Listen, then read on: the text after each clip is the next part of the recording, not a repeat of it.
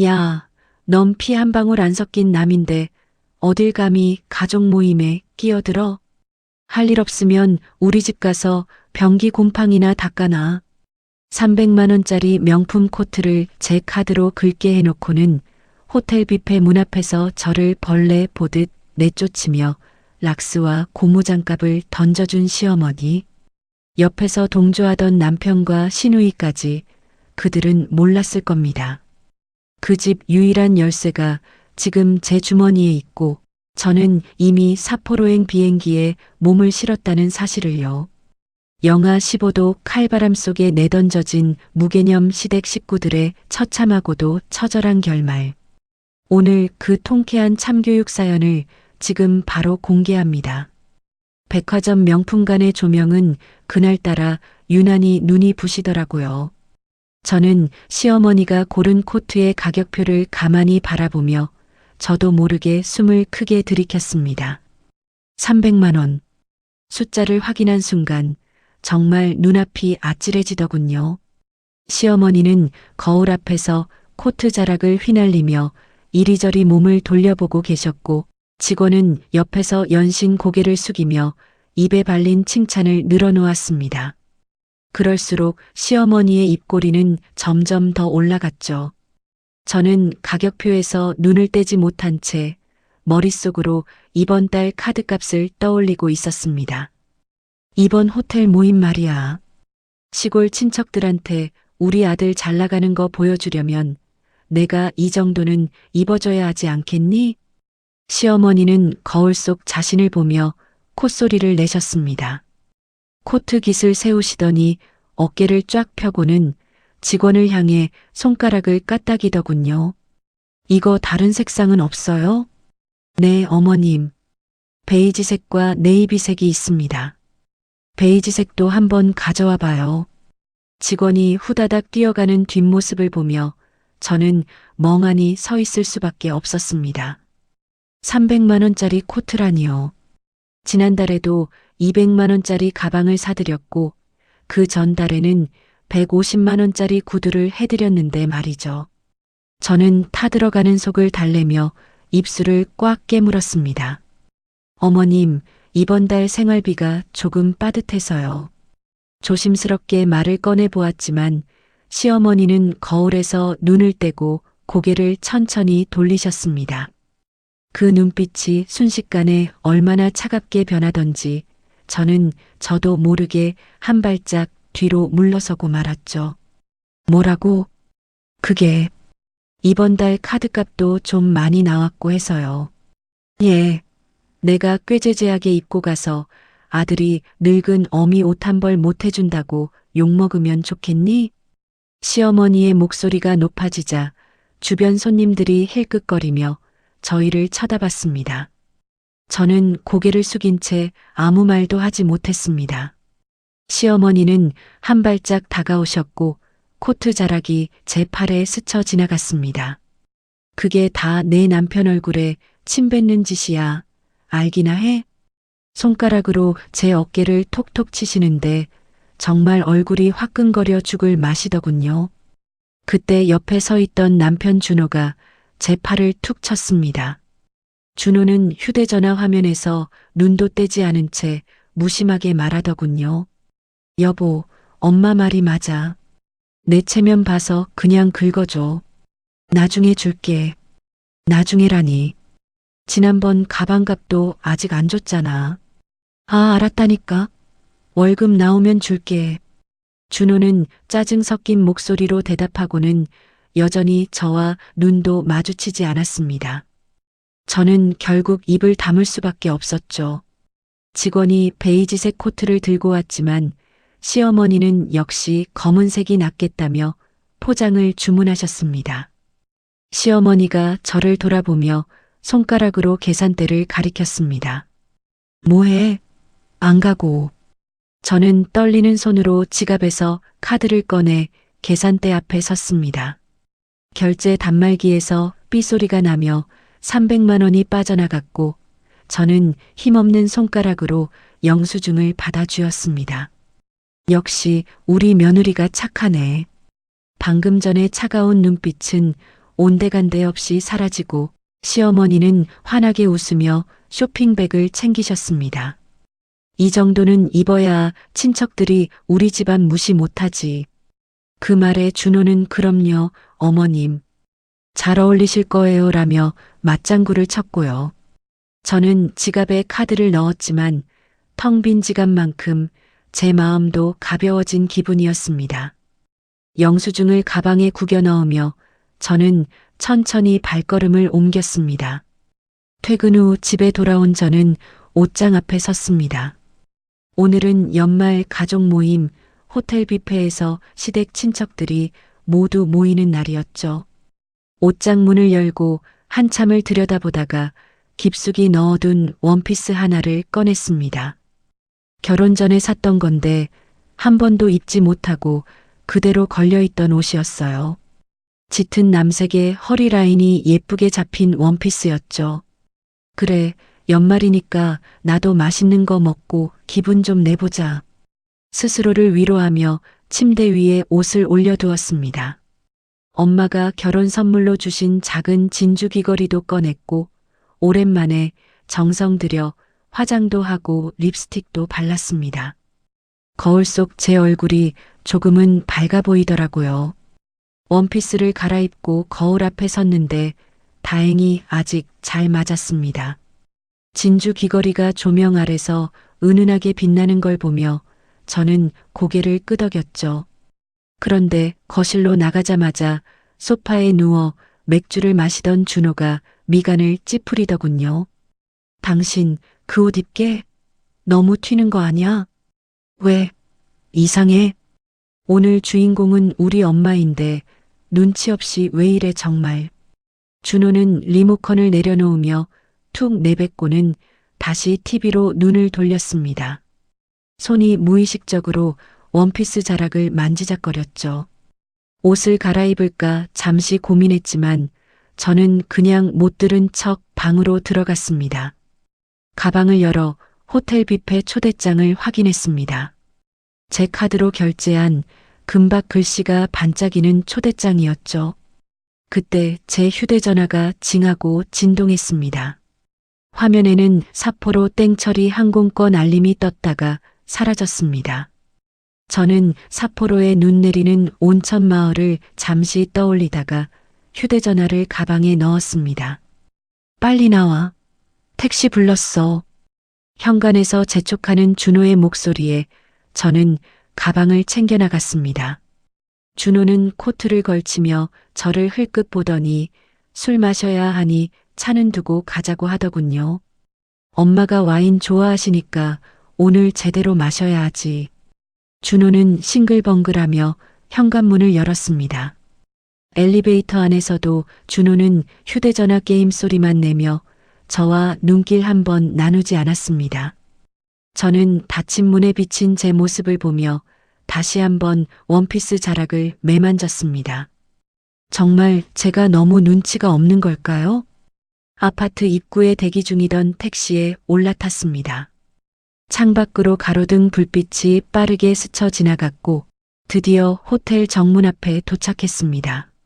로비로 들어서자 황금빛 조명이 대리석 바닥에 반사되어 눈이 부셨습니다. 저 멀리 시어머니와 시누이가 서 있는 게 보였죠. 시어머니는 아까 백화점에서 산 그 300만 원짜리 검정 코트를 위풍당당하게 입고 계셨습니다. 오늘 술 마실 거니까 차 두고 택시 타고 가자. 알았어. 엄마가 와인 좋아하시니까 오늘 제대로 마셔야 하지. 준호가 현관문을 열었습니다. 저는 고개를 끄덕이며 구두를 신었죠. 현관문을 나서려는 순간 제 휴대전화가 진동하더군요. 가방에서 휴대전화를 꺼내 화면을 보니 사포로 땡처리 항공권 알림이 떴다가 사라졌습니다. 저는 화면을 잠시 바라봤어요. 사포로. 눈 내리는 온천 마을이 머릿속에 떠올랐지만 곧바로 휴대전화를 가방에 넣었습니다. 뭐해? 빨리 와. 준호가 엘리베이터 앞에서 손짓을 하더라고요. 저는 현관문을 닫고 걸어갔습니다. 엘리베이터 문이 열리고 준호 옆에 섰죠. 문이 닫히고 엘리베이터가 내려가기 시작했습니다. 준호는 여전히 휴대전화만 보고 있었고 작은 게임 소리가 새어나왔어요. 닫힌 문에 비친 제 모습을 바라보며 생각했습니다. 이 원피스가 정말 그렇게 튀는 걸까요? 저도 모르게 손으로 옷자락을 매만지게 되더군요. 엄마가 오늘 삼촌들 다 부르셨대. 큰아버지네도 오고. 응. 준호는 저에게 말은 건네면서도 휴대전화에서 눈을 떼지 않았습니다. 엘리베이터가 1층에 도착하자 차가운 바깥 공기가 훅 밀려들었어요. 저는 코트 깃을 여몄습니다. 아파트 입구에는 택시가 대기하고 있었고 준호가 먼저 뛰어가 문을 열었죠. 저는 천천히 걸어가 택시에 올랐습니다. 문이 닫히고 택시가 출발하자 창밖으로 가로등 불빛들이 빠르게 스쳐 지나갔습니다. 드디어 택시가 호텔 정문 앞에 멈췄어요. 저는 문을 열고 내렸습니다. 눈앞에 펼쳐진 호텔 로비는 황금빛 조명이 대리석 바닥에 반사되어 눈이 부실 정도였죠. 저는 코트 자락을 여미며 안으로 들어갔습니다. 준호는 여전히 제 옆에서 휴대전화를 만지작거리고 있었고요. 로비 한쪽에는 시어머니와 시누이가 서 계셨는데 시어머니는 오늘 백화점에서 산 그 300만 원짜리 검정 코트를 위풍당당하게 입고 계시더군요. 저는 발걸음을 빠르게 옮겨 시어머니와 시누이 앞에 도착했습니다. 그리고 허리를 숙여 공손히 인사를 드렸죠. 어머님, 안녕하세요. 하지만 시어머니는 대답 대신 저를 위아래로 훑어보시더군요. 미간을 잔뜩 찌푸린 채 말이죠. 시누이 역시 제 옷차림을 보더니 입꼬리를 삐죽 올렸습니다. 저는 무의식적으로 원피스 자락을 만졌고 시어머니의 눈빛은 순식간에 차갑게 변했습니다. 예, 너 지금 그 차림으로 어딜 따라오려는 거니? 시어머니의 목소리가 날카롭게 들려왔습니다. 저는 눈을 깜빡이며 서 있었죠. 무슨 말씀이신지 도무지 이해가 되지 않았거든요. 로비에 있던 사람들도 몇 명인가 힐끗 저희 쪽을 쳐다봤습니다.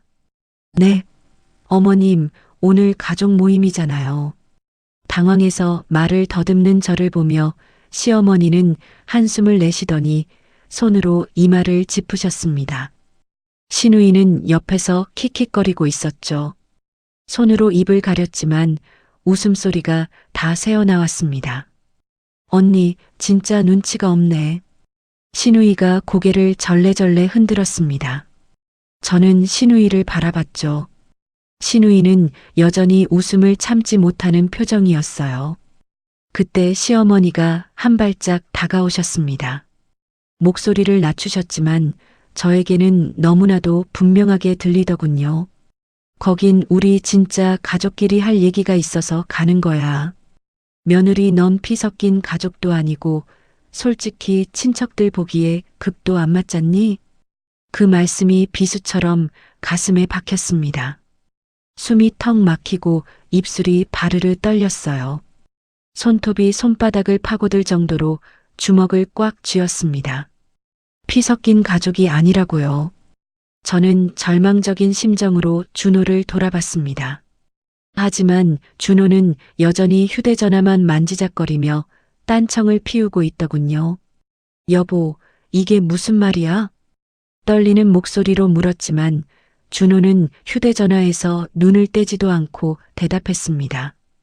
여보, 엄마 말이 맞아. 당신은 빠져주는 게 예의지. 뭐라고?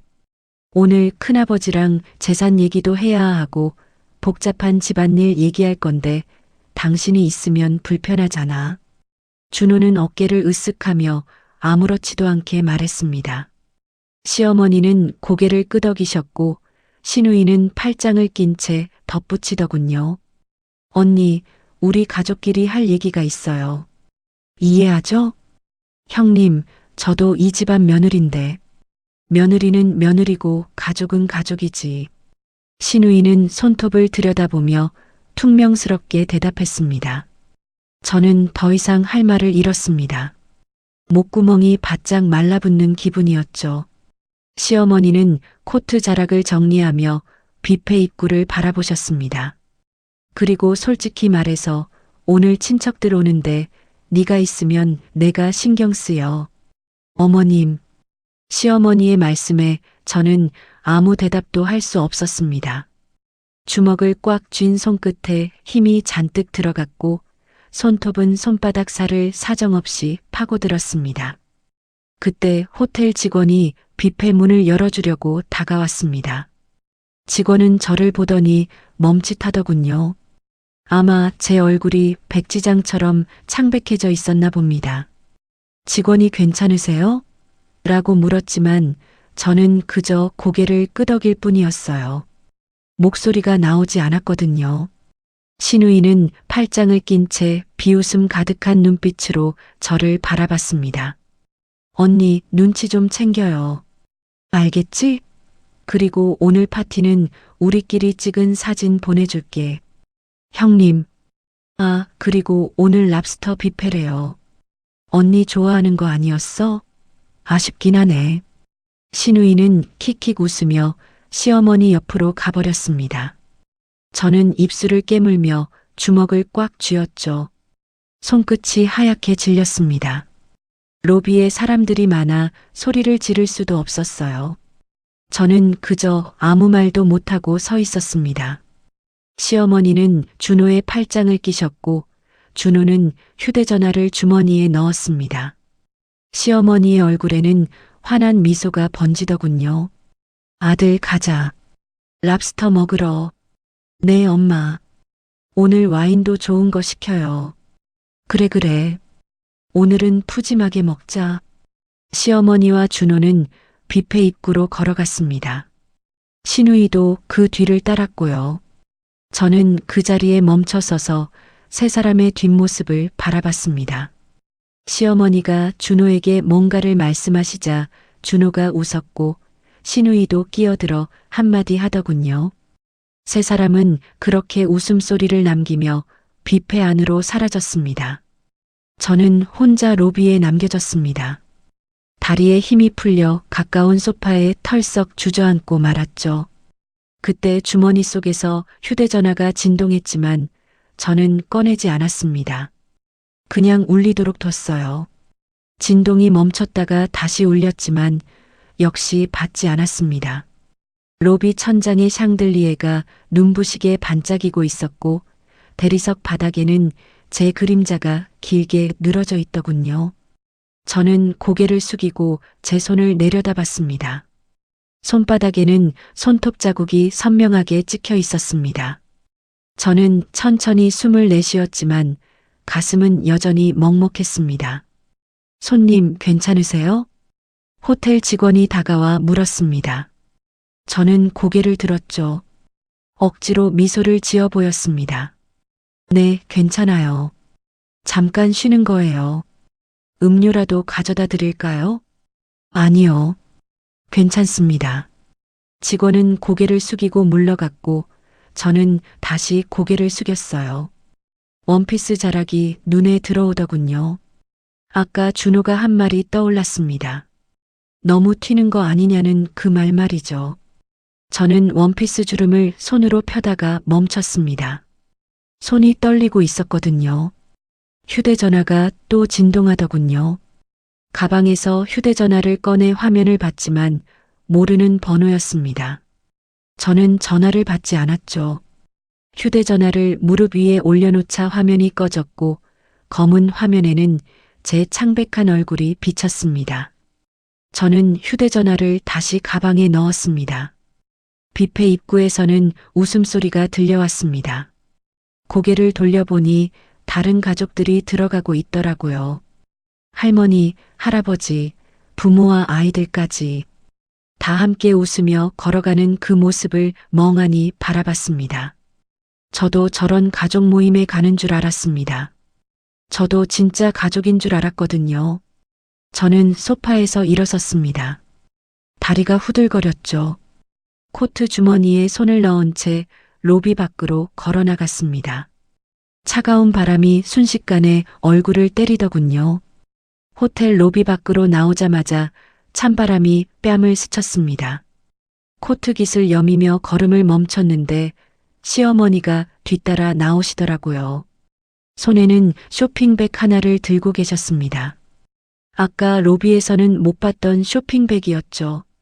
시어머니는 로비 옆 화단 뒤에서 그 쇼핑백을 꺼내셨는데 미리 숨겨두셨던 모양이었습니다.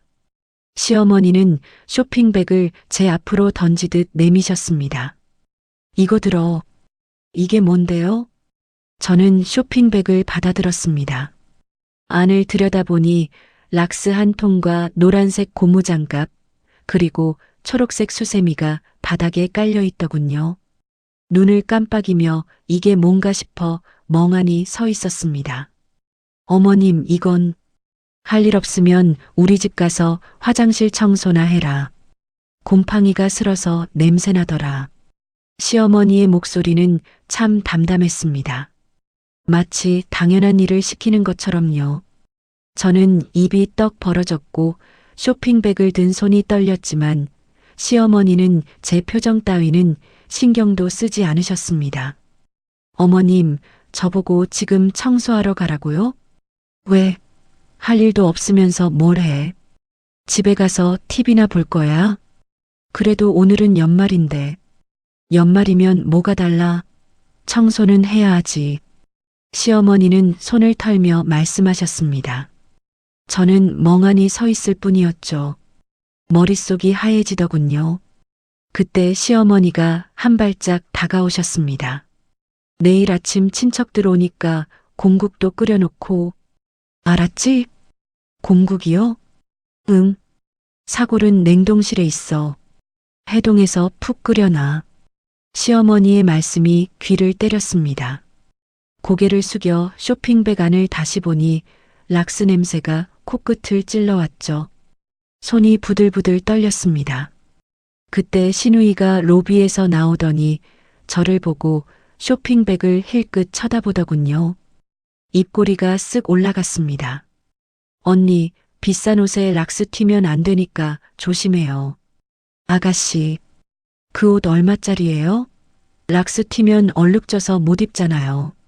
시누이는 킥킥거리며 웃었습니다. 저는 입술을 깨물며 주먹을 꽉 쥐었죠. 시어머니가 시누이의 어깨를 툭 치더군요. 그만하고 이제 들어가자. 배고파 죽겠다. 네, 엄마. 시누이는 시어머니 팔짱을 끼며 로비 안으로 들어갔습니다. 두 사람의 웃음소리가 유리문 너머로 들려왔고 저는 그 자리에 서서 쇼핑백만 바라봤습니다. 바람이 불어 머리카락이 얼굴을 스치고 지나갔죠. 쇼핑백을 든 채 가만히 서 있는데 다리에 힘이 풀리더라고요. 그런데 로비 문이 다시 열리더니 시어머니가 다시 나오셨습니다. 주머니에 손을 넣고 뭔가를 꺼내시더니 녹슨 열쇠 하나를 쥐어주더군요. 아, 맞다. 이거 가져가. 차가운 금속이 손바닥에 닿았습니다. 열쇠를 내려다보니 정말 오래된 열쇠였습니다. 녹이 슬어서 군데군데 갈색 얼룩이 묻어 있었죠. 이게 뭔데요? 집 열쇠다. 이 열쇠로만 열리니까 가서 화장실 청소나 잘 해놔라. 시어머니는 귀찮다는 듯 손을 저으셨습니다. 저는 열쇠를 꽉 움켜쥐었습니다. 손끝이 저려왔죠. 청소하라니까 아주 얼굴이 못돼졌네. 청소도 못하는 게 무슨 며느리야. 시어머니는 혀를 차며 안으로 들어가셨고 저는 입을 다물었습니다. 열쇠가 손바닥에 파고들더군요. 손에 들린 노란색 고무장갑이 쇼핑백에서 삐죽 튀어나와 있었습니다. 다른 손에는 유일한 현관 열쇠인 녹슨 열쇠가 쥐어져 있었죠. 저는 입술을 깨물었습니다. 마침 호텔 입구 전광판에서는 오늘 밤 영하 15도 한파가 예상된다는 뉴스가 나오고 있었습니다. 외출 시 방 안에 유의하시기 바랍니다라는 기상 캐스터의 말이 들려왔고 영하 15도라는 숫자가 눈에 박히더군요. 바람이 불었습니다. 코트 사이로 찬 공기가 사정없이 파고들었죠.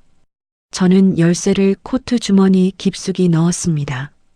쇼핑백 끈이 손목을 파고들었고 락스통은 묵직하게 느껴졌습니다.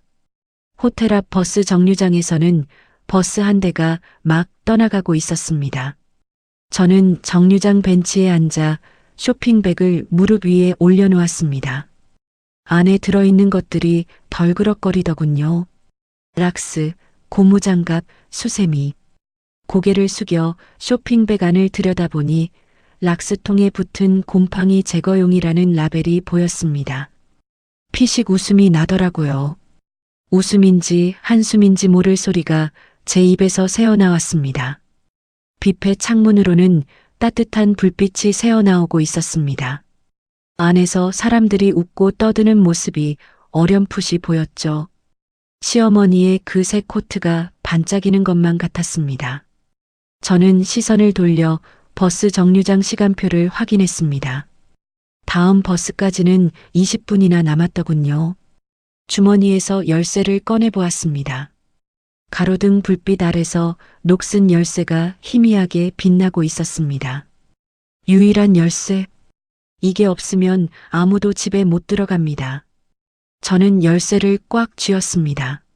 손가락 사이로 차가운 금속이 파고들었죠.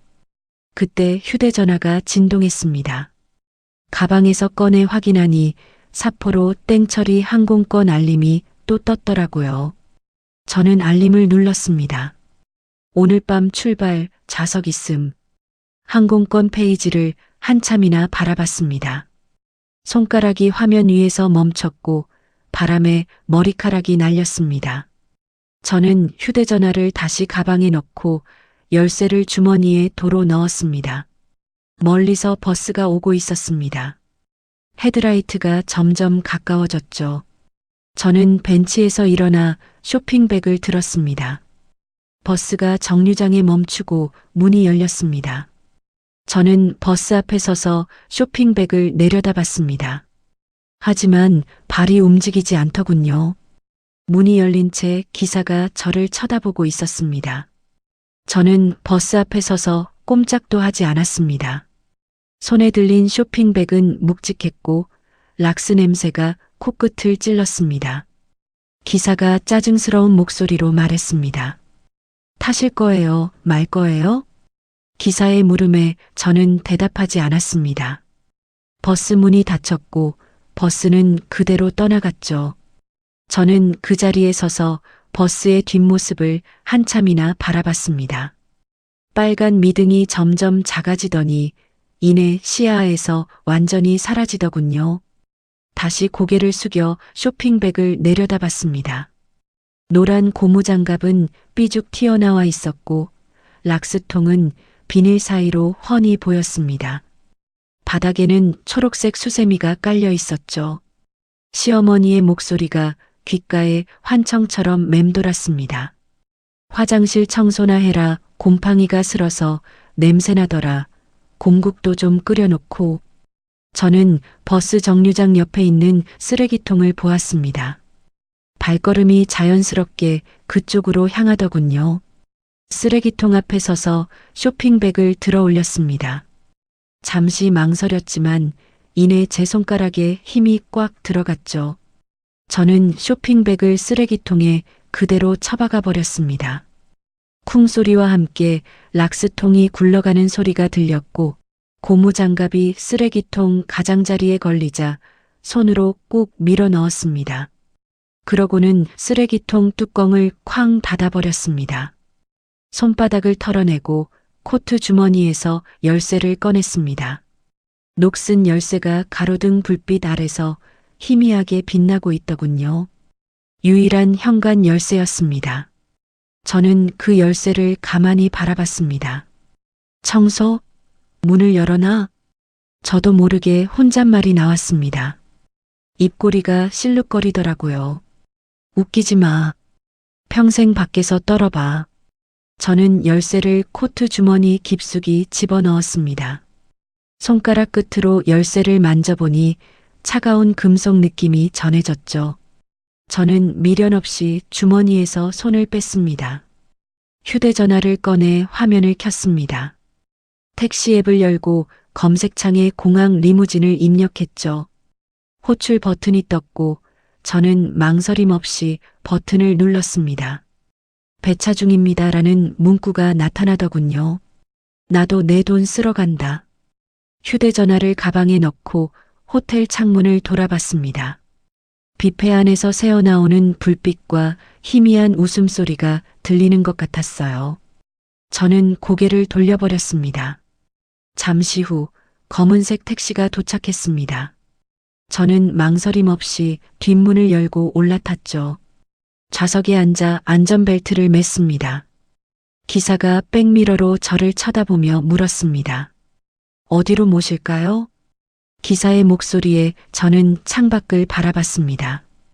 호텔 건물과 뷔페 창문의 빛을 뒤로 한 채 대답했습니다. 인천공항이요. 빨리 가주세요. 인천공항요?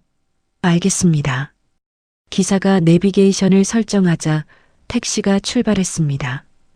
호텔 건물이 뒤로 물러나고 호텔 간판과 뷔페 불빛도 점점 멀어지더군요. 잘 먹고 잘 살아라. 저는 낮게 중얼거렸습니다. 기사가 백미러로 힐끗 쳐다봤지만 전혀 신경 쓰이지 않았습니다. 호텔 건물이 시야에서 완전히 사라지자 택시는 속도를 높였습니다. 가로등 불빛들이 창문을 빠르게 스쳐 지나갔습니다. 시댁이 아닌 공항으로 달리는 택시 안에서 저는 좌석에 등을 깊숙이 기댔습니다. 눈을 감으니 시어머니의 얼굴과 준호의 뒷모습, 신우이의 비웃음 소리가 귓가에 맴돌더군요. 다시 눈을 떠 창밖 야경을 바라봤습니다. 빌딩들의 불빛이 반짝이고 있었죠.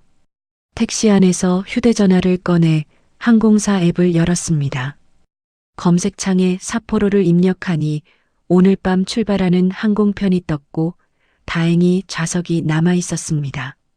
저는 화면을 천천히 스크롤했습니다. 가장 빠른 삿포로행, 비즈니스석 결제. 저는 중얼거리며 버튼을 눌렀습니다. 좌석 선택 화면에서 창가 자리를 골랐고 결제 화면으로 넘어갔죠. 카드 번호는 자동으로 입력되었고 제가 결제 버튼을 누르자 결제가 완료되었습니다라는 문구가 떴습니다. 무릎 위에 휴대전화를 올려놓고 창밖을 보는데 갑자기 눈물이 볼을 타고 주르륵 흘러내렸습니다. 손등으로 눈물을 닦아냈지만 코트 소매가 다 젖을 정도로 눈물이 멈추지 않더군요. 그냥 흘러내리도록 내버려뒀습니다. 손님 괜찮으세요? 기사가 백미러로 저를 쳐다보며 걱정스레 물었습니다. 저는 고개를 끄덕이며 대답했죠. 네, 괜찮아요. 그냥 가주세요. 네, 알겠습니다. 기사는 시선을 앞으로 돌렸습니다. 야경은 눈물 때문에 흐릿하게 번져 보였습니다. 가로등 불빛이 형체 없이 흩어지더군요. 연말이라 도로가 꽉 막혀 차들이 늘어서 있자 기사가 혀를 찼습니다. 그러더니 버스 전용 차로로 차를 몰기 시작했죠. 택시는 거침없이 달렸고 옆 차선의 차들은 속절없이 뒤로 밀려났습니다. 저는 창밖으로 스쳐 지나가는 불빛들을 그저 멍하니 바라봤습니다. 그때 휴대전화가 진동했습니다. 화면을 보니 카드사 앱에서 해외 이용 잠금 해제라는 알림이 떠 있더군요. 해외 결제가 활성화된 것을 확인하고 저는 휴대전화를 가방에 넣었습니다. 공항 이정표가 보이기 시작했습니다. 인천국제공항 10km라는 표지판이 빠르게 스쳐 지나갔죠. 저는 코트 주머니에 손을 넣었습니다. 녹슨 열쇠가 손끝에 닿았습니다. 여전히 차가웠지만 저는 그 열쇠를 꽉 쥐었습니다. 거의 다 왔어요. 몇 번 터미널로 갈까요? 1터미널이요. 네. 택시가 공항 진입로로 들어섰습니다. 활주로 불빛이 멀리서 반짝이고 있었고 비행기 한 대가 밤하늘로 육중하게 올라가고 있더군요. 저는 그 모습을 끝까지 바라봤습니다. 비행기가 점점 작아지더니 마침내 구름 사이로 사라졌습니다. 택시가 출발 터미널 앞에 멈췄습니다. 저는 카드로 요금을 결제하고 문을 열었습니다. 차가운 공기가 순식간에 얼굴을 감쌌지만 공항 건물의 유리창에 반사된 조명들은 눈이 부시게 아름다웠습니다. 저는 공항 안으로 당당하게 걸어 들어갔습니다. 공항 라운지 문이 열리고 저는 안으로 들어갔습니다. 은은한 조명이 공간을 감싸고 있었고 푹신한 가죽 소파들이 곳곳에 놓여 있었죠. 저는 활주로가 한눈에 내려다 보이는 창가 자리를 골라 앉았습니다. 비행기들이 활주로에 줄지어 서 있는 광경이 펼쳐졌습니다. 직원이 다가오자 저는 샴페인 한 잔을 주문했습니다. 잠시 후 직원이 황금빛 샴페인을 가져다 주더군요. 잔을 들어 한 모금 마셨습니다. 기포가 혀끝에서 톡톡 터지는 느낌이 참 좋았습니다. 저는 잔을 내려놓고 고요하게 창밖을 바라보았습니다. 삿포로행 항공편 탑승을 시작합니다. 비즈니스석 승객분들은 먼저 탑승해 주시기 바랍니다. 안내방송이 라운지 안에 울려 퍼졌습니다. 저는 샴페인을 한 번 더 홀짝였죠. 그러고는 가방에서 휴대전화를 꺼내 카드사 앱을 열었습니다. 메뉴를 천천히 스크롤했습니다. 가족 카드 관리라는 메뉴가 보이더군요. 저는 곧바로 그 메뉴를 눌렀습니다. 화면이 바뀌더니 준호 이름으로 된 가족 카드가 떴습니다. 제 명의로 발급해준 카드였죠. 매달 결제 금액이 1,000만 원을 훌쩍 넘더라고요. 저는 그 화면을 가만히 내려다봤습니다. 메뉴 하단에는 카드 분실 신고 버튼이 있었습니다. 저는 그 버튼 위에 손가락을 올리고 잠시 멈췄죠. 시어머니의 목소리가 다시 귓가에 맴돌았습니다. 넌 가족이 아니잖니. 피 섞인 가족도 아니고. 뒤이어 준호의 목소리도 들려왔어요. 당신은 빠져주는 게 예의지. 저는 입꼬리를 슬쩍 올렸습니다. 샴페인 잔을 들어 마지막 한 모금을 비우고는 테이블에 내려놓았죠. 탁 하는 소리가 났습니다. 오늘 밤 지옥을 맛봐라. 저는 낮게 중얼거렸습니다. 손가락에 힘을 주었죠. 저는 망설이지 않았습니다. 곧장 분실 신고 버튼을 꾹 눌렀습니다. 화면이 바뀌며 정말 분실 신고를 하겠느냐는 팝업이 떴고 저는 확인 버튼을 눌러버렸습니다. 내친 김에 거래 정지 버튼도 눌렀죠. 거래 정지 시 모든 결제가 즉시 중단된다는 경고 문구가 떴지만 저는 다시 한번 확인을 눌렀습니다. 신고가 접수되었습니다. 즉시 거래가 중단됩니다. 팝업이 화면 중앙에 뜨더군요. 저는 휴대전화 화면을 내려다보며 미소 지었습니다. 입꼬리가 올라가고 가슴이 시원해졌죠. 곧바로 휴대전화 설정으로 들어가 비행기 모드를 켰습니다. 화면 상단에 비행기 아이콘이 뜨면서 세상과의 모든 연락이 끊어졌습니다. 저는 가방을 들고 일어섰습니다. 라운지를 나와 탑승구로 걸어갔죠. 직원이 탑승권을 확인하더니 말했습니다. 즐거운 여행 되세요. 네, 감사합니다. 저는 미소를 지으며 대답했죠. 통로를 지나 비행기에 올랐습니다. 비즈니스석을 찾아 앉았는데 참 넓고 쾌적하더군요. 저는 안전벨트를 맸습니다. 창밖을 내다보니 활주로의 불빛들이 반짝이고 있었습니다. 승무원이 다가와 음료를 권하길래 오렌지 주스를 부탁했습니다. 잠시 후 차가운 주스가 왔고 저는 한 모금 마시며 창밖을 바라봤죠. 비행기가 드디어 움직이기 시작했습니다. 활주로를 천천히 이동하더니 이내 속도가 붙더군요. 몸이 좌석에 깊숙이 눌렸습니다. 비행기가 땅을 박차고 하늘로 올라갔습니다. 공항의 불빛들이 점점 작아지더니 도시의 야경이 발 아래로 펼쳐졌죠. 저는 생전 처음으로 해방감을 느꼈습니다. 가슴이 뻥 뚫린 기분이었거든요. 조용히 눈을 감자 입가에 미소가 떠올랐습니다. 비행기는 그렇게 구름 위로 높이 올라갔습니다. 같은 시각 호텔 뷔페였습니다. 시어머니는 테이블 중앙에 앉아 계셨죠.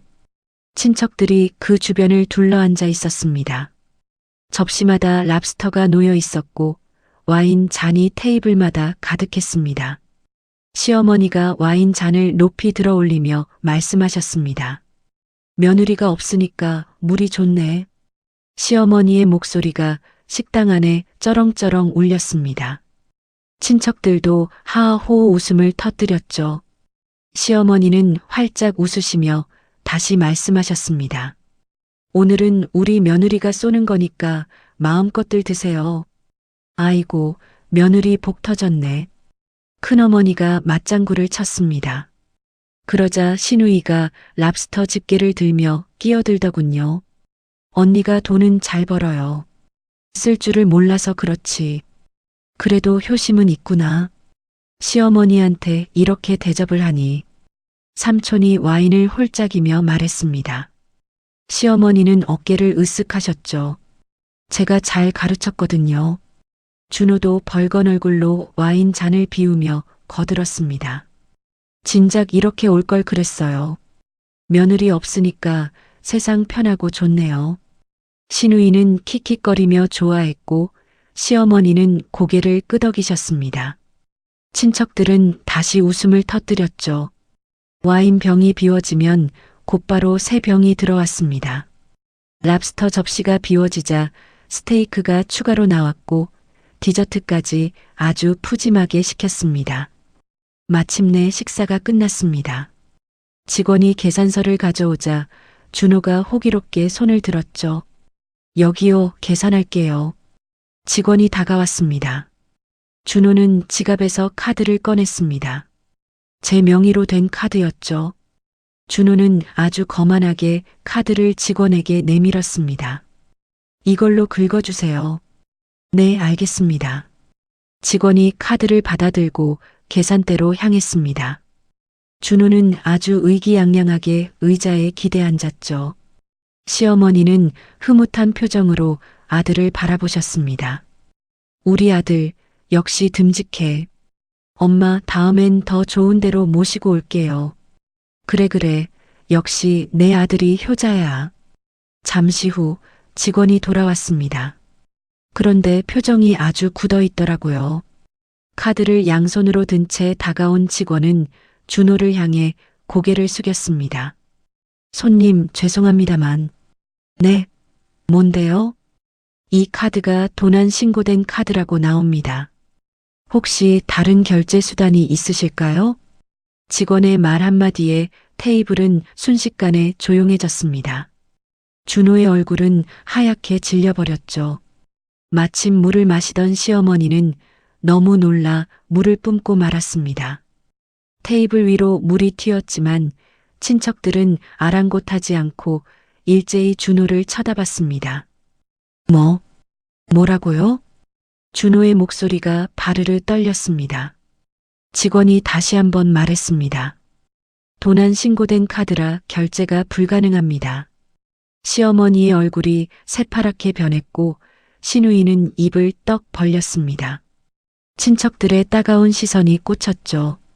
준호는 카드를 낚아채듯 뺏으며 소리쳤습니다. 이게 무슨 소리야? 잘못된 거 아니에요?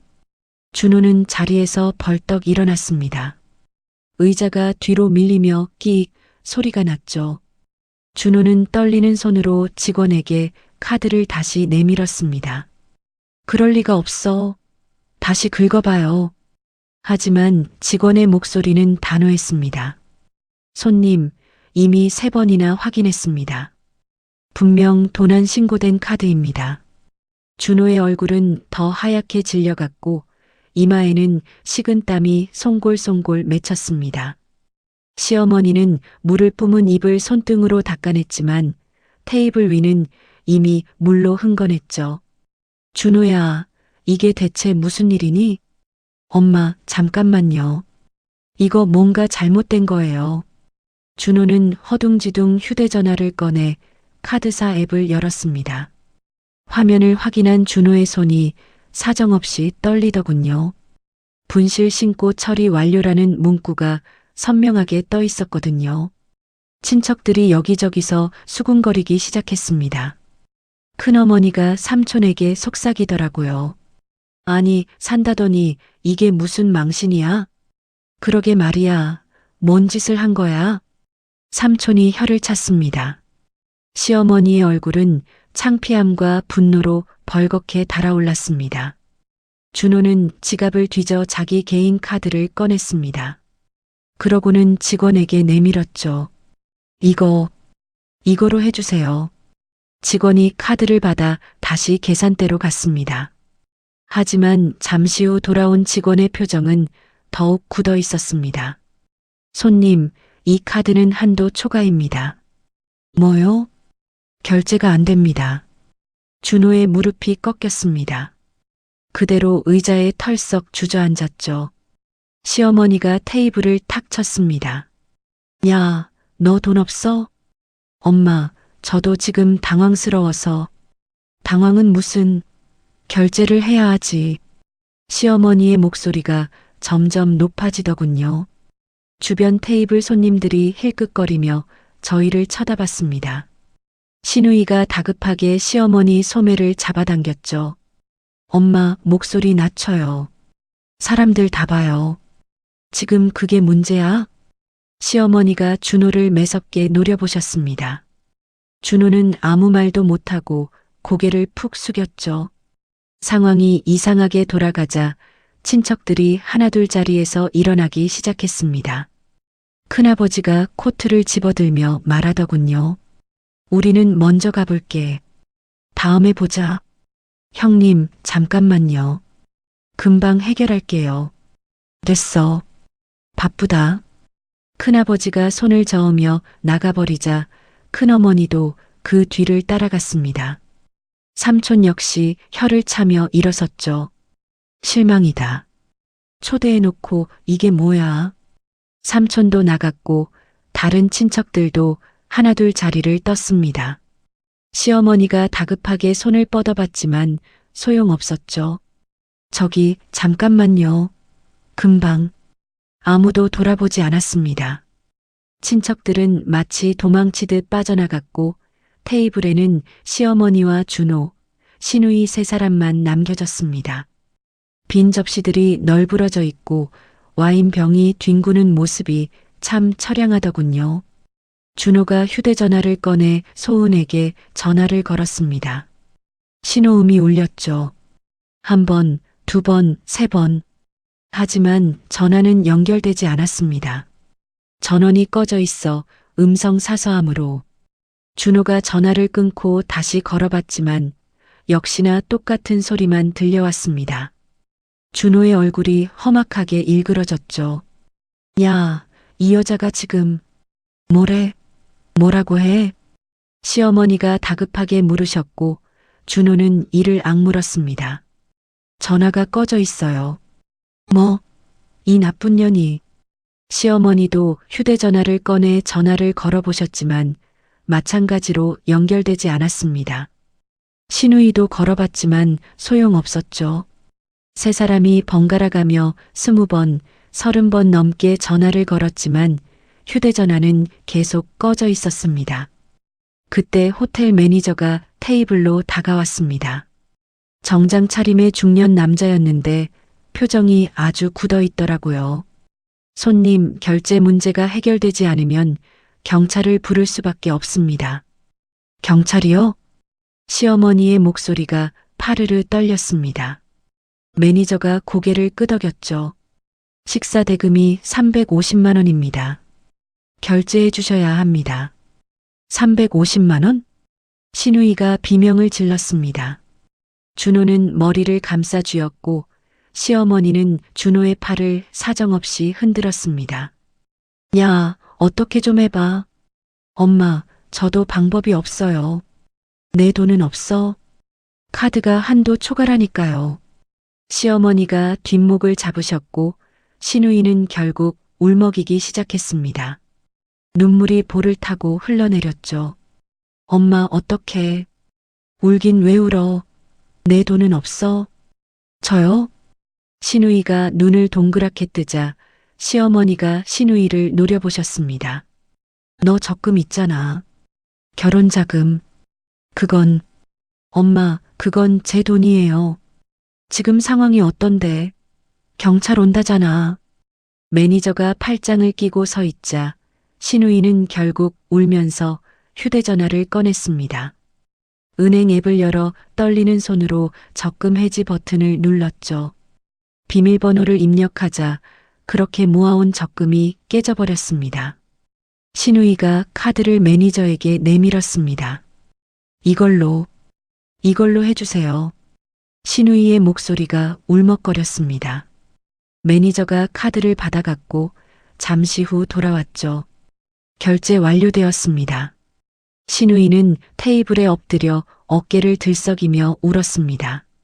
시어머니는 멍하니 앉아 계셨고 준호는 계속해서 소은에게 전화를 걸어댔죠. 전화기에는 부재중 전화가 50통, 70통, 100통이 넘게 쌓여갔습니다. 세 사람이 호텔 밖으로 나왔습니다. 완전히 빈털터리 신세였죠. 신우이가 코를 훌쩍이며 앞서 걸었고 시어머니가 그 뒤를, 준호가 가장 뒤에서 걸어 나왔습니다. 호텔 앞에는 택시들이 줄지어 서 있었습니다. 준호가 택시 쪽으로 걸어가 앱을 열어 호출하려 했지만 카드가 정지되어 결제 수단이 없으니 앱이 작동하질 않더군요. 아씨. 준호가 욕을 내뱉으며 지갑을 뒤졌지만 현금 한 푼 없었습니다. 평소에 카드만 썼으니까요. 준호가 시어머니를 돌아봤습니다. 엄마, 현금 있어요? 나한테 왜 물어? 며느리가 다 관리한다. 시어머니가 손을 저으시자 신우이에게 물었습니다. 야, 너는? 오빠, 나 방금 적금 다 깼어. 350만 원 다 날렸다고. 신우이가 소리를 질렀습니다. 눈은 이미 퉁퉁 부어 있었죠. 준호는 다시 머리를 감싸 쥐었습니다. 바람이 불었습니다. 정말 차가운 바람이었죠. 시어머니는 코트 깃을 여미셨습니다. 오늘 산 그 300만 원짜리 코트 말이에요. 명품이라 디자인만 좋았지 얇은 천이라 보호는 전혀 안 됐거든요. 시어머니가 덜덜 떨기 시작하셨습니다. 아이고, 추워. 택시 좀 잡아봐. 엄마, 택시비가 없다니까요. 그럼 어떡하라고. 세 사람이 호텔 앞에서 실랑이를 벌이자 지나가던 사람들이 힐끗 쳐다봤습니다. 시어머니의 얼굴이 창피함으로 붉게 달아올랐죠. 그럼 차는? 차 어딨어? 오늘 술 마시려고 집에 두고 왔어요. 뭐? 택시 타고 왔잖아요. 시어머니가 하늘을 올려다보며 깊은 한숨을 내쉬셨습니다. 신우이가 운동화 끈을 조이며 중얼거리더군요. 걸어가야 하겠다. 걸어? 여기서 집까지? 버스 정류장까지요. 세 사람이 버스 정류장을 향해 걷기 시작했습니다. 칼바람이 불어왔고 시어머니의 명품 코트가 바람에 사정없이 펄럭였습니다. 이가 딱딱 부딪힐 정도였죠. 빈 택시 한 대가 옆을 지나가길래 손을 들어봤지만 멈추지 않았습니다. 또 한 대가 지나갔지만 역시 그냥 가버렸죠. 택시들이 쌩쌩 달리며 야속하게 세 사람 옆을 스쳐 지나갔습니다. 시어머니가 발을 동동 구르셨습니다. 아이고, 팔자야. 이게 무슨 꼴이야. 버스 정류장에 도착했을 때는 이미 막차가 떠난 뒤였습니다. 시어머니가 텅 빈 정류장을 보며 비명을 지르셨고 신우이는 휴대전화로 밤 11시가 넘은 시간을 확인했습니다. 준호가 지하철역을 가리켰죠. 지하철 타요. 막차 아직 안 끊겼어요. 세 사람이 지하철역으로 뛰어갔습니다. 계단을 내려가는데 시어머니가 하이힐을 신고 비틀거리시더군요. 신우이가 겨우 팔을 잡아드렸습니다. 개찰구 앞에 섰을 때 준호가 다행히 충전금이 남아있는 교통카드를 찾아냈습니다. 세 사람이 카드를 찍고 안으로 들어갔죠. 플랫폼에는 사람이 가득했습니다. 연말이라 술 취한 사람들도 많았고요.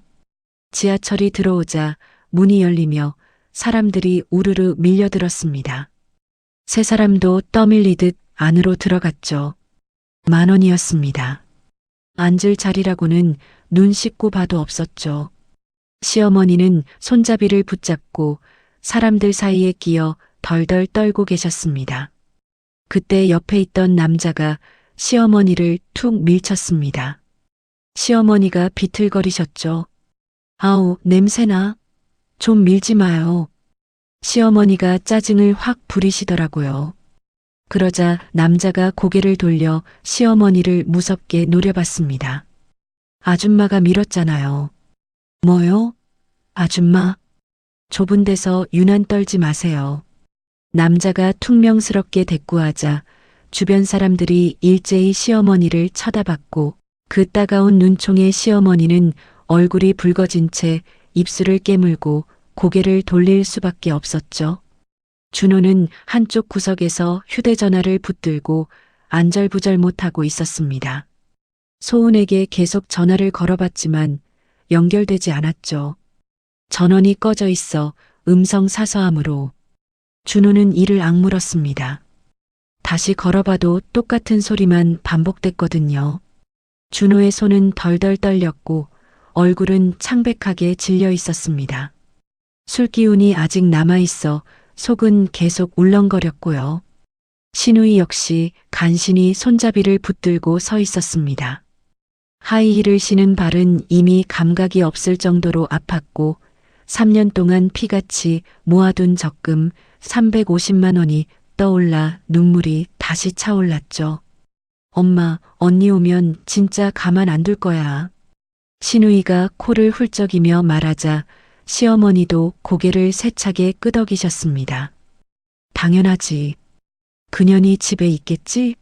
가서 아주 끝장을 내줘야 해. 청소하고 있겠죠. 어휴, 정말. 신우이가 발을 동동 굴렀지만 지하철이 흔들리면서 옆 사람과 또 부딪히고 말았습니다. 아, 진짜.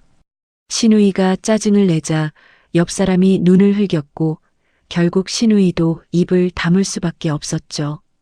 그 와중에 준호는 구석에서 헛구역질을 시작했습니다. 속이 완전히 뒤집어지는 것 같았거든요. 호텔에서 마신 와인이 확 올라오자 준호는 입을 틀어막고 바닥에 털썩 주저앉았습니다. 주변 사람들은 지저분하다는 듯 멀찍이 피하더라고요. 야, 너 괜찮니? 시어머니가 다급하게 물으셨지만 준호는 손을 내저었습니다. 괜찮아요. 잠깐만요. 준호의 얼굴은 누렇게 떴고 이마에는 식은땀이 송골송골 맺혔습니다. 그때 안내방송이 울려 퍼졌습니다. 종착역입니다. 내리실 문은 오른쪽입니다. 세 사람이 고개를 번쩍 들었습니다. 종착역이라니요. 아직 시대까지는 한참 남았고 여기서 또 갈아타야 했거든요. 시어머니는 정말 망연자실한 표정을 지으셨습니다. 여기가 어디야? 갈아타야 해요, 엄마. 신우이가 힘없이 대답했고 문이 열리자마자 쏟아져 나오는 사람들에게 떠밀려 세 사람도 플랫폼으로 내려섰습니다. 차가운 지하철역 바람이 불어오자 시어머니는 몸을 잔뜩 움츠리셨죠. 자정이 훌쩍 넘어서야 세 사람은 겨우 시댁 아파트 앞에 도착할 수 있었습니다. 지하철을 2번이나 갈아타고 시어머니의 하이힐 굽은 다 닳았으며 신우이는 아예 신발을 벗어들고 걸었죠. 준호는 오는 도중에 2번이나 토했고요. 아파트 로비로 들어와 엘리베이터를 탔는데 시어머니는 이미 지칠 대로 지쳐 벽에 기대 눈을 감고 계셨습니다. 엘리베이터 문이 열리고 세 사람은 무거운 발걸음으로 복도를 걸어 현관문 앞에 섰습니다. 소은아, 열쇠 갖고 왔잖아. 소은아. 준호가 문을 쾅쾅 두드렸습니다. 하지만 안에서는 아무 대답이 없었죠. 준호가 더 세게 문을 쳤습니다. 이소은, 문 열어. 여전히 조용했습니다. 신우이가 초인종을 눌러봐도 벨소리만 공허하게 울릴 뿐이었죠. 시어머니는 미간을 찌푸리며 한마디 하셨습니다. 2년이 벌써 자는 거니? 소은아. 시어머니까지 합세해 문을 두드리자 쿵쿵 소리가 복도에 울려 퍼졌고 결국 옆집 문이 열리며 아저씨가 얼굴을 내밀었습니다. 아, 진짜 시끄러워요. 밤인데 좀 적당히 합시다. 아, 네. 죄송해요. 신우이가 고개를 숙이자 문이 쾅 닫혔습니다. 시어머니가 목소리를 낮춰 속삭였죠. 2년이 청소 다 해놓고 골아 떨어진 거 아니야? 모르겠어요. 전화도 안 받고.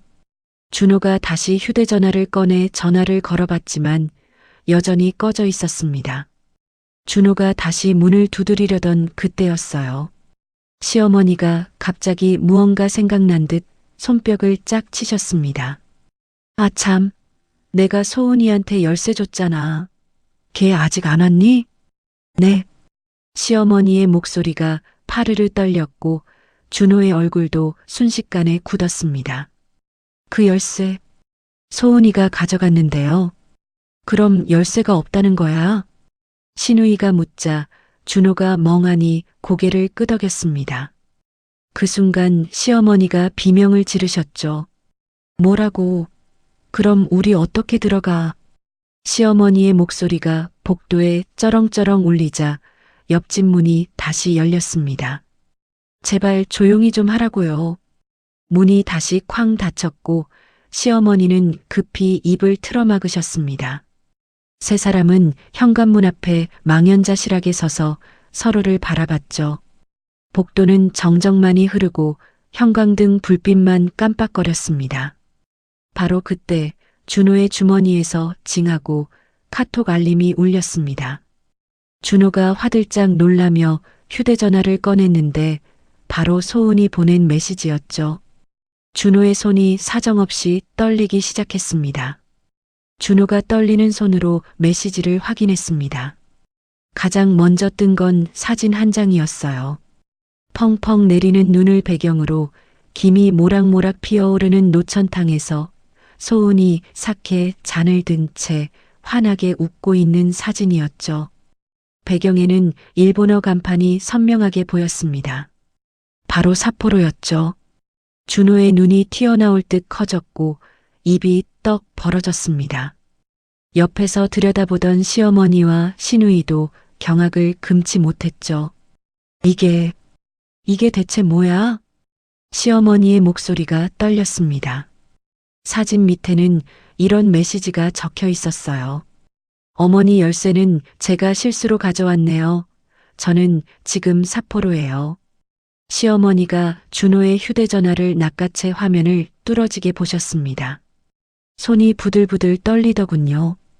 그때 메시지가 하나 더 도착했습니다. 청소는 못 해드리겠네요. 아, 문 여는 비용 20만 원은 있으시죠? 시어머니의 얼굴이 순식간에 시뻘겋게 변했습니다. 목에 핏줄이 툭 붉어지고 휴대전화를 쥔 손이 경련하듯 떨리더니 결국 비명을 지르셨죠. 이 나쁜 년이.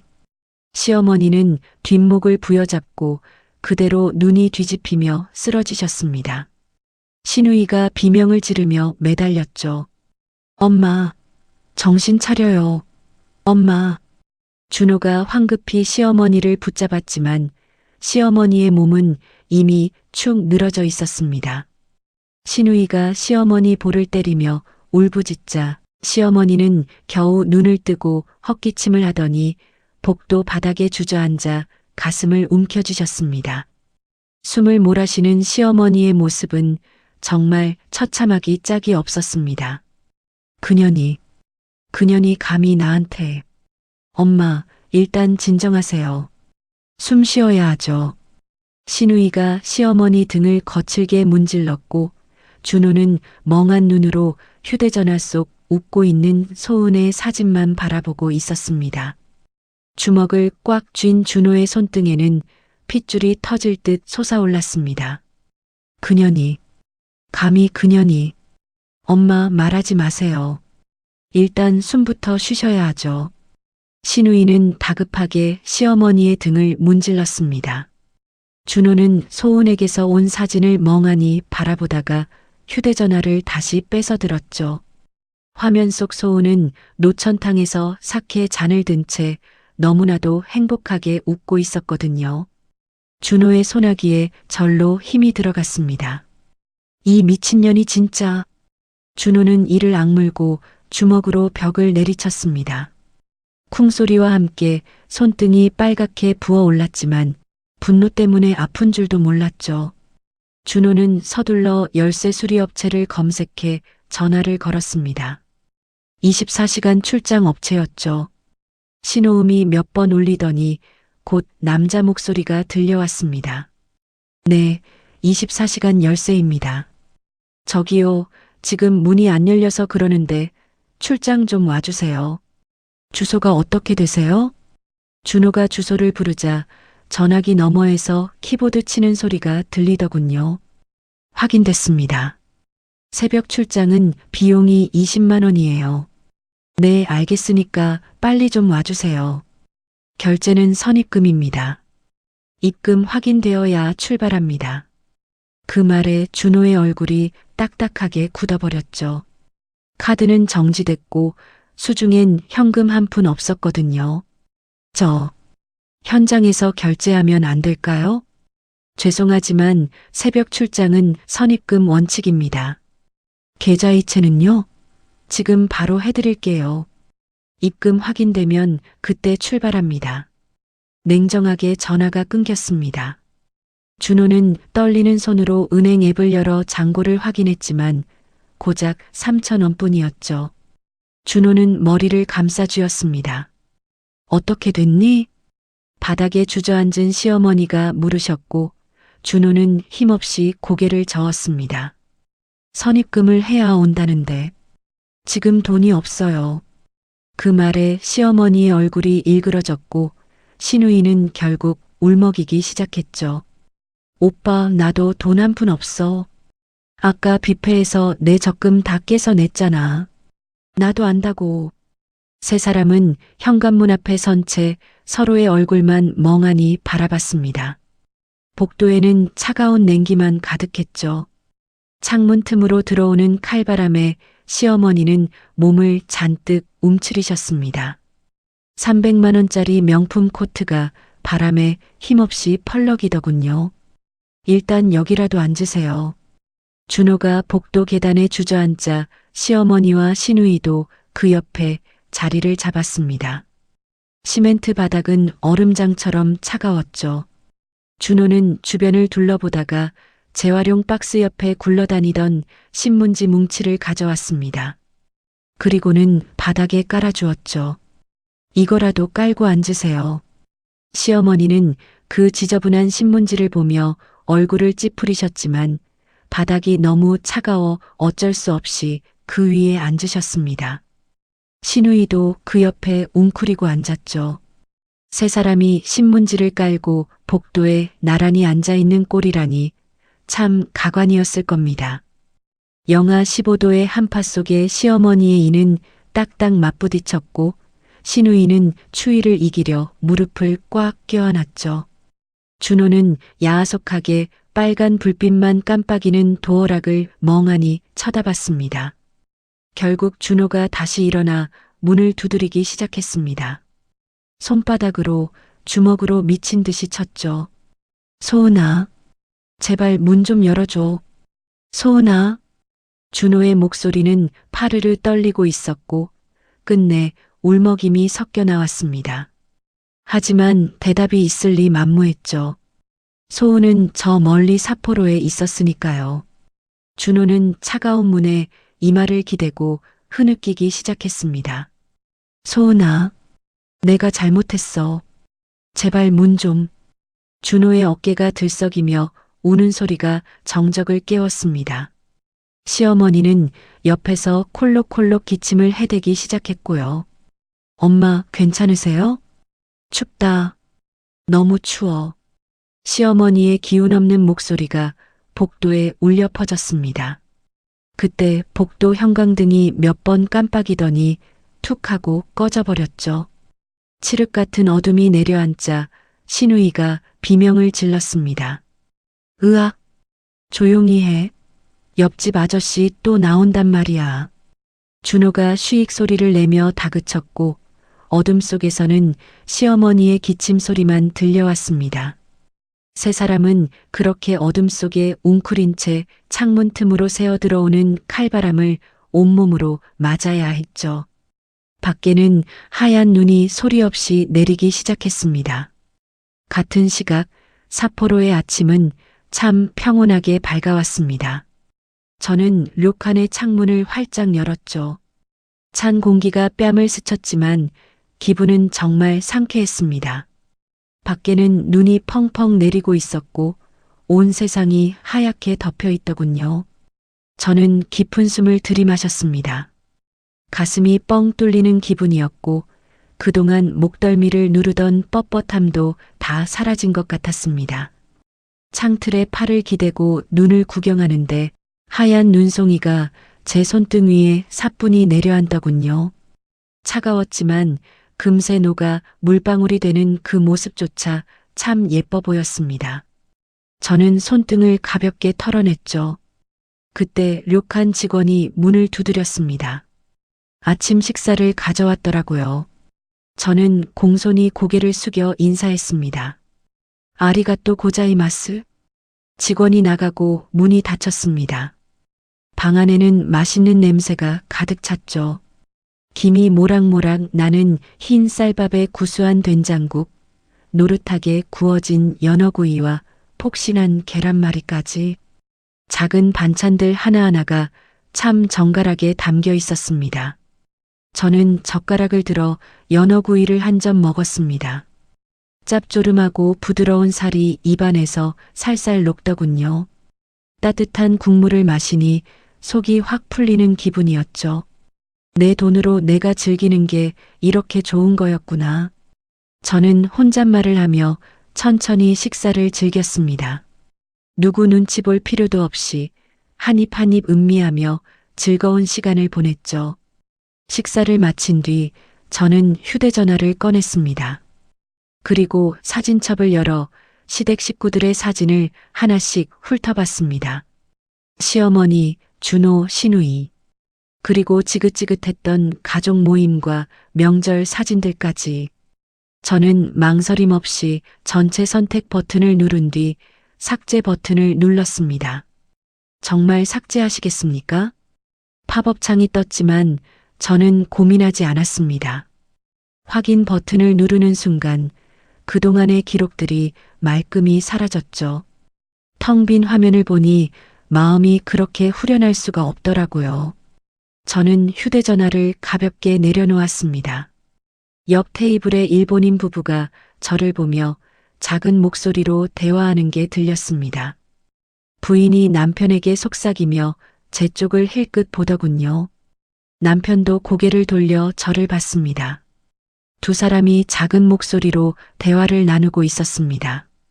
저 여자분 진짜 행복해 보이네. 그러게 말이야. 표정이 너무 좋아 보여. 옆 테이블에서 식사를 하던 일본인 부부가 저를 보며 속삭이더군요. 저는 그 말을 듣고 피식 웃음이 났습니다. 창밖에는 눈이 계속 내리고 있었고 온 세상은 하얀 빛이었죠.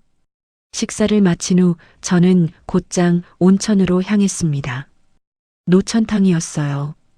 따뜻한 물에 몸을 깊숙이 담그자 김이 모락모락 피어올랐습니다.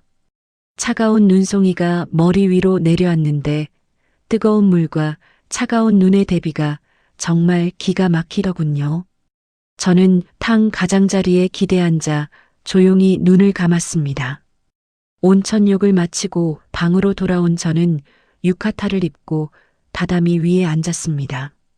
그리고 가방을 열어 지갑 안쪽 주머니에서 명함 한 장을 꺼냈죠. 3개월 전에 미리 받아둔 변호사 명함이었습니다. 언젠가 쓸 날이 올 것 같아 소중히 간직해 두었던 것이었죠. 명함을 손가락으로 가만히 만져보았습니다.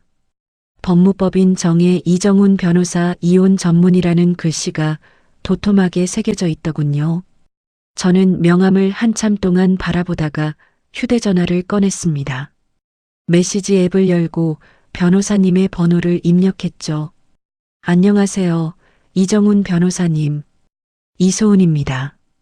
명함 주셨을 때 상담드렸었습니다. 저는 잠시 손가락을 멈추고 생각에 잠겼습니다.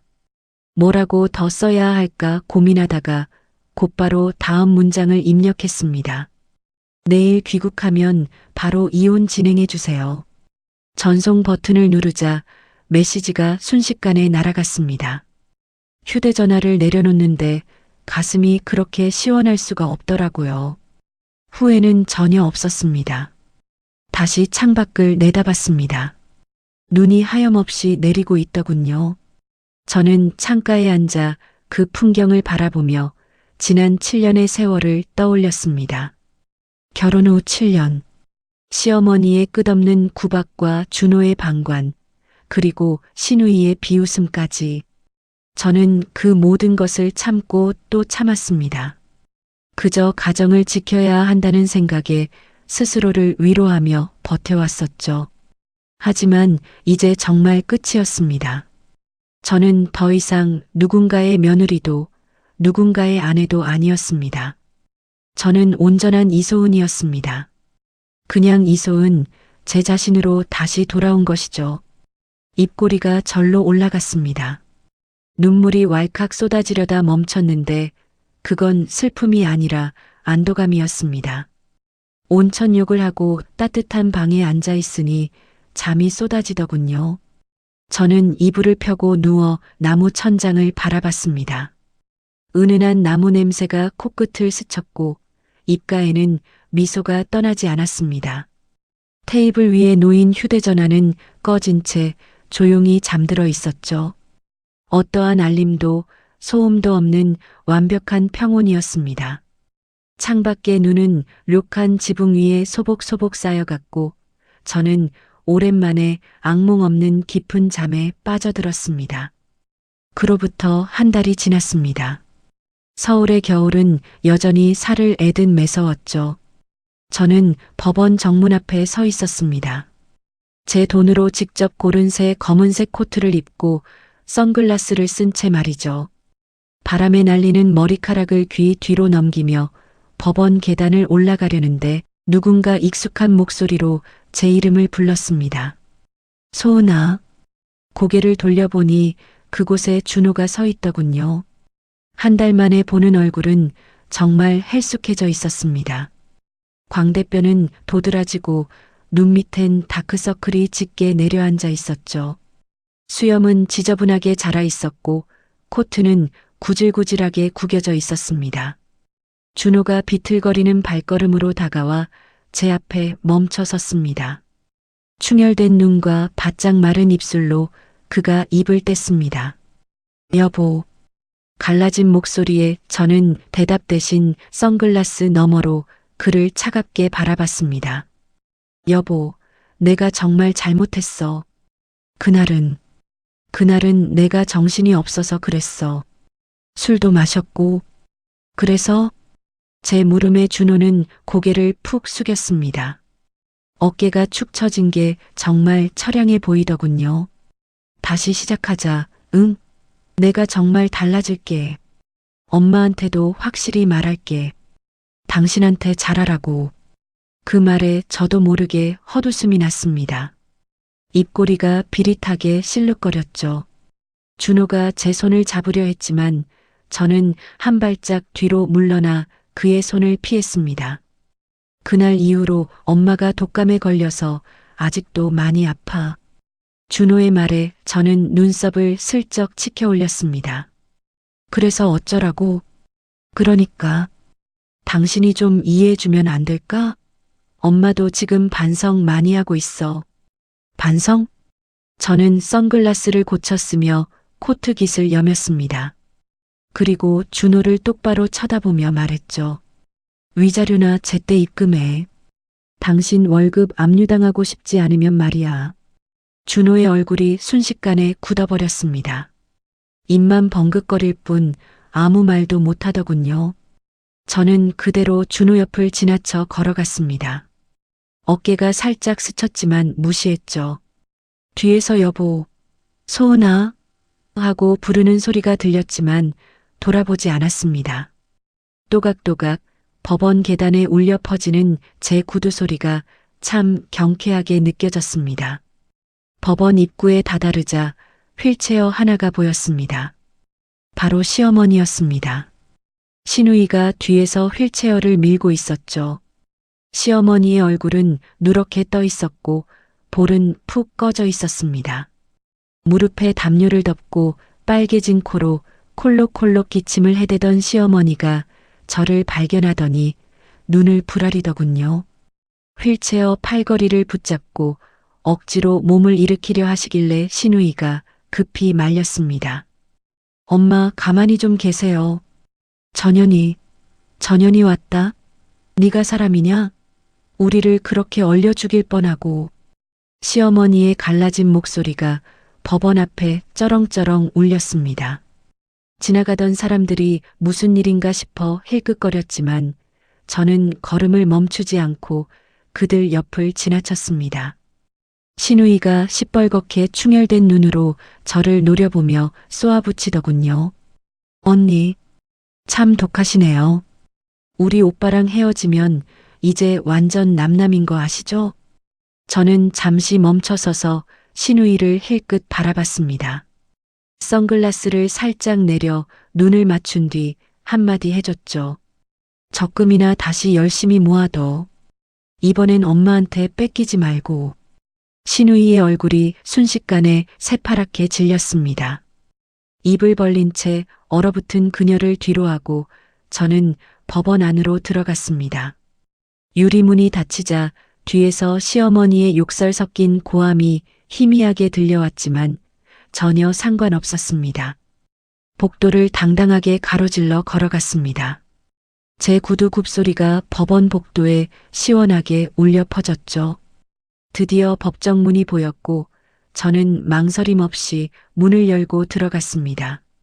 뒤늦게 들어온 준호는 제 옆자리에 앉아 고개를 푹 숙인 채 바닥만 쳐다보고 있었습니다. 그의 손은 여전히 떨리고 있었죠. 곧 판사가 입장했고 모두가 자리에서 일어났습니다. 재판이 시작되었습니다. 저는 똑바로 허리를 펴고 앉아 정면을 응시했습니다. 제 옆에는 변호사님이 든든하게 서류를 정리하고 계셨고 저는 입꼬리를 살짝 올렸습니다. 마침내 재판이 끝났습니다. 이혼이 확정된 것이죠. 위자료와 재산 분할까지 모두 제가 원하는 대로 결론이 났습니다. 판사가 망치를 두드리는 탁, 탁, 탁 소리가 법정 안에 울려 퍼졌습니다. 저는 그 소리와 함께 자리에서 일어났습니다. 그리고 변호사님과 힘차게 악수를 나누었습니다. 수고하셨습니다. 이소은 씨. 감사합니다, 변호사님. 저는 그렇게 법정을 빠져나왔죠. 복도를 따라 걷는데 유리창 사이로 햇살이 길게 들어오더라고요. 참 따스했습니다. 법원 정문을 나서서 계단을 하나씩 내려가는데 차가운 공기가 얼굴을 감싸 안더군요. 그런데 그게 그렇게 상쾌할 수가 없었습니다. 법원 앞 벤치가 보이길래 잠시 걸음을 멈췄어요. 벤치에 앉아 기지개를 크게 켰죠. 팔을 쭉 뻗으니 등이 시원하게 펴지는 기분이었습니다. 하늘을 올려다보니 정말 파랗더라고요. 구름도 두둥실 한가롭게 떠가고 있었죠. 휴대전화를 꺼내 확인해 보니 법원에서 문자가 와 있었어요. 이혼 확정 결정문이 발송되었습니다. 라는 내용이었죠. 저는 그 문자를 바로 캡처했습니다. 그러고는 설정에 들어가 배경화면을 바꿔버렸죠. 캡처한 이미지를 배경에 띄워두니 화면 중앙에 이혼 확정이라는 글자가 딱 보이더라고요. 저도 모르게 피식 웃음이 났습니다. 택시 앱을 열어 차를 불렀더니 잠시 후 택시가 도착하더군요. 택시에 올라타 안전벨트를 맸습니다. 기사님이 백미러로 저를 힐끗 보시더니 물으시더라고요. 어디로 모실까요? 인천공항으로 가주세요. 공항요? 여행 가시나 봐요? 저는 웃으며 대답했어요. 네, 진짜 여행 가는 거예요. 기사님이 고개를 끄덕이며 차를 출발시켰고, 그렇게 법원 건물은 점점 뒤로 멀어졌습니다. 창밖으로 서울거리가 빠르게 지나가는데 햇살을 받은 빌딩들이 참 예쁘게 반짝거리더군요. 라디오에서는 신나는 노래가 흘러나오고 있었어요. 멜로디가 어찌나 경쾌하던지요. 저도 모르게 창밖을 보며 고개를 까딱거렸습니다. 리듬을 타다 보니 어깨까지 들썩이더라고요. 기사님이 백미러로 힐끗 쳐다보는 게 느껴졌지만 전혀 신경 쓰이지 않았습니다. 도로는 뻥 뚫려 있었고 차도 전혀 막히지 않았어요. 택시가 속도를 높이자 창문에 바람이 부딪혔고 가로수들이 휙휙 지나갔습니다. 그러자 지난 7년의 세월이 머릿속을 스쳐 지나가더군요. 시어머니의 모진 구박과 준호의 무관심, 그리고 신우이의 비웃음까지. 명절마다 부엌에서 혼자 일하던 기억부터 생일날 축하 한마디 못 들었던 날들, 300만 원짜리 코트를 사드리고도 가족이 아니다라는 말을 들어야 했던 거 수모. 락스와 고무장갑이 든 쇼핑백을 받았던 그 기막힌 순간까지 말이죠. 저는 창밖을 가만히 응시했습니다. 지난날의 그 악몽들이 먼지처럼 흩어져 사라지는 것 같았어요. 바람에 날려 흔적도 없이 사라져버렸죠. 눈을 감고 깊이 숨을 들이마셨다가 천천히 내뱉었습니다. 가슴이 정말 뻥 뚫린 기분이었죠. 손님, 공항 다 왔습니다. 기사님의 목소리에 눈을 떴어요. 창밖으로 공항 건물이 보이는데 유리창이 햇살을 받아 눈부시게 빛나더라고요. 마침 비행기 한 대가 하늘로 날아오르고 있었고 저는 조용히 미소를 지었습니다. 택시비를 결제하고 문을 열고 내렸죠. 캐리어를 끌고 공항 안으로 들어서는데 제 구두 굽소리가 또각또각 공항 바닥에 경쾌하게 울려 퍼졌습니다. 체크인 카운터에 서자 직원이 미소로 반겨주더군요. 어디로 가시나요? 제가 대답했습니다. 파리로 갑니다. 파리요? 좋은 여행 되시길 바랍니다. 탑승권을 건네받았습니다. 파리. 저 혼자 떠나는 여행이었죠. 그 누구의 허락도 눈치도 필요 없는 진짜 저만의 여행이었어요. 탑승권을 소중히 가방에 넣고 출국장으로 향했습니다. 보안 검색대까지 마친 후 면세점이 보이길래 화장품 매장으로 들어갔죠. 립스틱을 하나 골랐는데 아주 선명한 빨간색이었어요. 평소에는 감히 발라보지도 못하던 색이었죠. 며느리가 무슨 빨간 립스틱이냐며 혀를 차던 시어머니의 목소리가 떠올랐지만 저는 망설임 없이 그 립스틱을 집어들고 계산을 마쳤습니다. 화장실 거울 앞에 서서 립스틱을 발랐고 입술이 빨갛게 물들어가는 걸 가만히 지켜봤죠. 거울 속에 제 모습을 바라보는데 정말 환하게 웃고 있더라고요.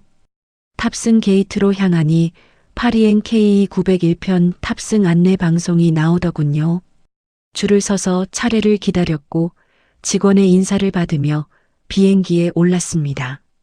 비즈니스석 좌석을 찾아 앉았는데 참 넓고 아늑했어요. 안전벨트를 매고 창밖을 내다보니 활주로가 반짝이고 있더군요. 비행기가 천천히 움직이다가 이내 속도를 높이기 시작했습니다.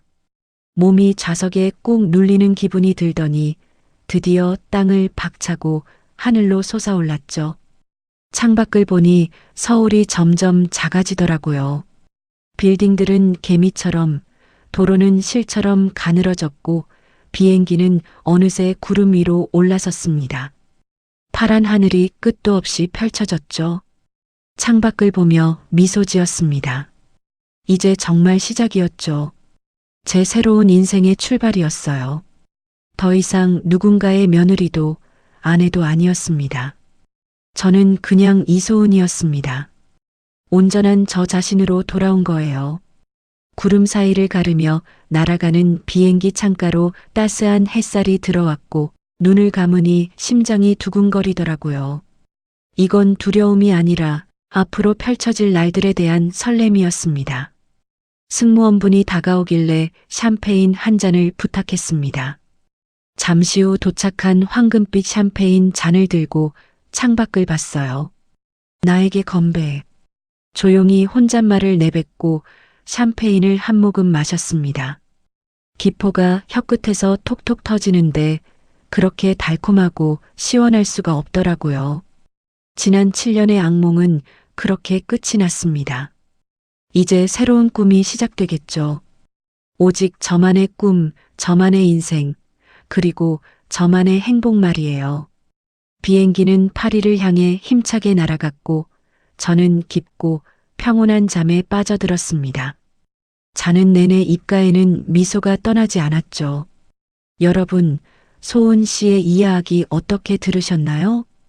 가족이라는 이름 아래 참고 또 참아야만 했던 그 시간들. 며느리니까, 아내니까 당연히 넘어가야 한다고 스스로를 다독였던 그날들이 참 야속하기만 합니다. 하지만 진짜 가족이라면 그렇게 함부로 대하지 않았을 거예요. 피가 섞이지 않았다고, 급이 맞지 않는다고 밀어내는 건 가족이 아니라 그저 이용 대상이었을 뿐이니까요.